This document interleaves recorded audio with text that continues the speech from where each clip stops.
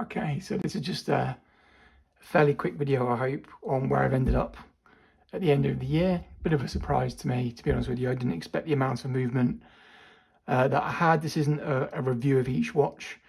This is just a continuation of my watch collecting and why I ended up with the watches that I have.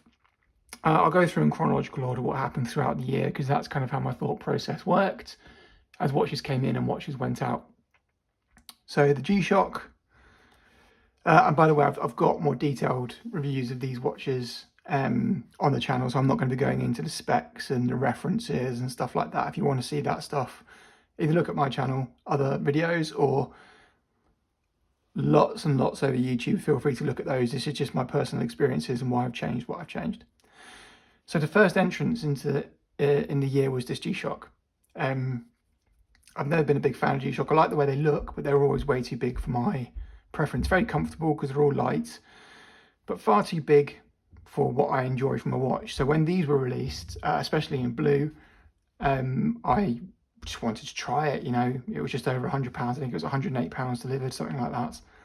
And it was something I just wanted to experience. It's a very thin watch for a G-Shock. It's very small in terms of lug to lug as well.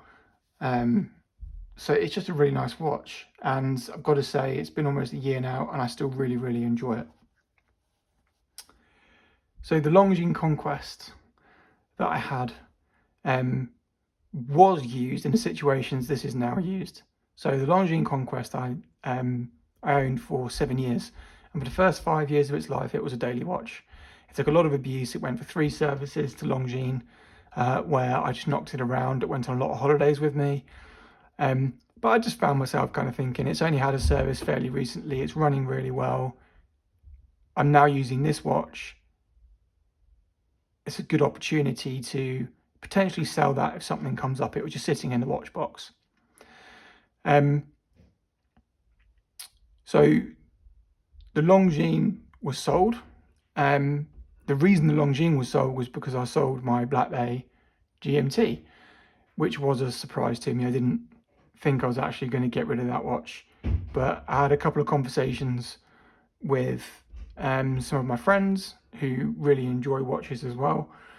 And when I first bought the GMT, I knew it was on the big side of my preference, with the 22mm lugs and a 14.5, almost 15mm thickness, obviously in steel, so it was a very heavy watch, but I couldn't deny the aesthetics of it.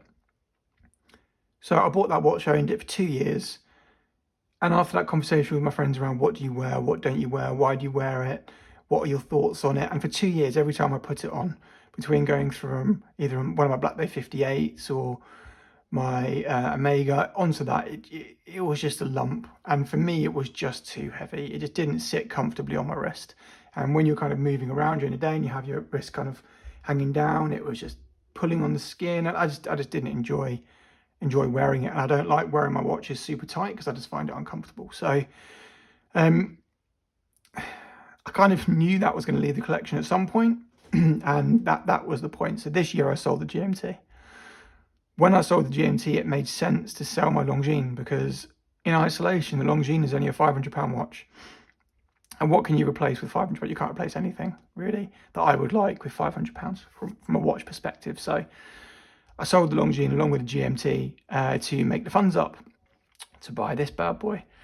And I don't regret it one bit. This is an absolutely belting watch. It is the perfect dimensions to me. Again, I've got a YouTube clip on this doing a full review, and it's super comfortable. It's the most comfortable watch I've ever had, even more so than my 58.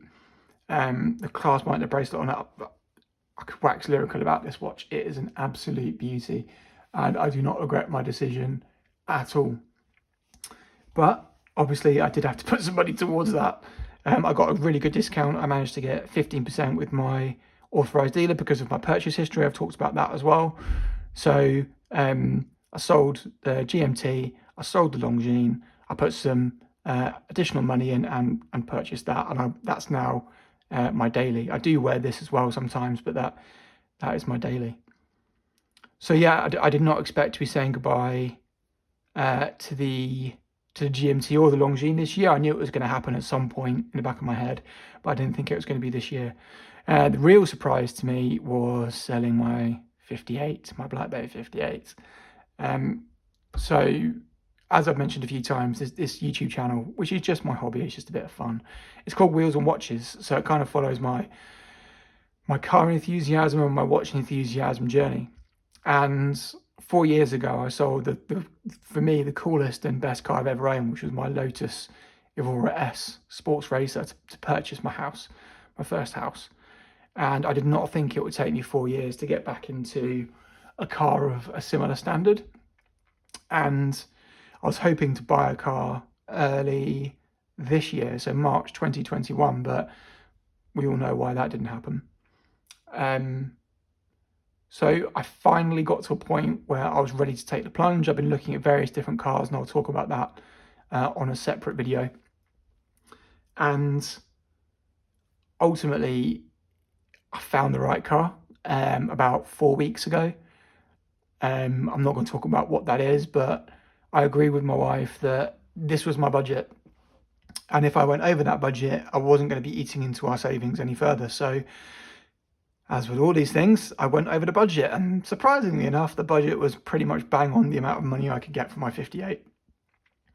So in order to keep my wife happy and keep myself happy as well, when I set a budget, I do like to try and stick to that as much as I can. And if I can't, something needs to give. So I'm not just constantly spending more than I want to. And it then became, well, which one do I want to sell? I'd never sell. I've said this before. It would have to be a very bad day for me to sell my Omega, and that's not because it's an Omega. It's just, as I've talked about previously, just what it means to me. And I absolutely love the watch. It is a one watch collection. People say it all the time, but it genuinely is. I would never sell that. I'd only just purchased my IWC, and I've obviously got two blue dial watches at this point. I put them next to each other, and it's not a fair comparison. But the IWC for my taste and just from build quality, bracelet, clasp, just the build, design, stylistically, everything for me, this just wins out. The Black Bay actually has a better movement. It was more accurate. I think I got it to 0.2 seconds plus a day, whereas this is plus just over 3 seconds a day. The Black Bay had a better power reserve of 72 hours, I think it was. This has only got just over a couple of days, 40 something hours. But it's just such a nice watch. I just love it. So do I regret selling the 58? Yes, I do. Will I buy another one? Yes, I probably will. When they come out with a T-fit clasp on the steel watches, that'll be the point which I'll jump back in the ring and I'll buy another one, because as an interchangeable daily, for me, it's the perfect sports watch. I've already talked a number of times about Rolexes. I'm not keen. If they were more readily available and they didn't have the rubbish around them, I would buy some, but they do, so I don't. So for me, as a dive watch, aesthetically, comfort-wise, colour-wise, and there you go, an interruption by your daughter while you're doing this stuff, but it's all good. So yeah, there was only one choice for me, and it was sell to 58. I will buy another one for all the reasons I've just mentioned. It's an absolutely belting watch. The only thing that was missing for me was the clasp, the really nice fine adjustment on the clasp. So when that happens, I'll put my hat back in the ring and I will buy another one of those. Also, the fact that I've talked about as well, when I turn 40 in a year and a half or so, I will be looking to get another watch. So I'll be back up to 3 nice watches. So that made the decision a bit easier as well.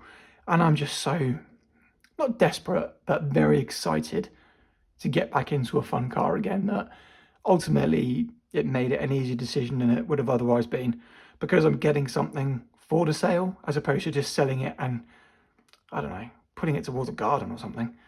It made it an easier decision. The other 2 watches, as I've talked about a number of times, that will never go anywhere. There's no point. A watch my dad let me choose from his small collection when I was 16. Never going anywhere. I've tried to find the original bracelet for it, still struggling. At some point I need to take it to a proper watch collector, because the people I took it to before put fingerprints under the glass when they replaced it and annoyed me a lot. So I still need to get that done at some stage. And a watch my wife bought me when we were only going out for about a year. So this is, blimey, 12, 13 years old now or something. So again, sentimental value, never leaving, not worth anything, but worth a lot to me. So yeah, a surprising year for me. Some surprising sales, some new acquisitions, which again I wasn't expecting. I hadn't really looked at IWC, and it's nice to have tried a variation of watches and not have the obvious ones. But that's not just because of that; they're just what I like. I'm sure I'll have a Rolex at some point. I'm sure I will, but not for now. So yeah, I hope everyone has a lovely Christmas, a lovely holiday season. Keep safe. I will obviously keep updates on the watches as and when they change, but there probably won't be any watch content for a little bit. I wouldn't have thought. It's now going to shift to car content as I pick up my new car and take that through the motions. So cheers everyone.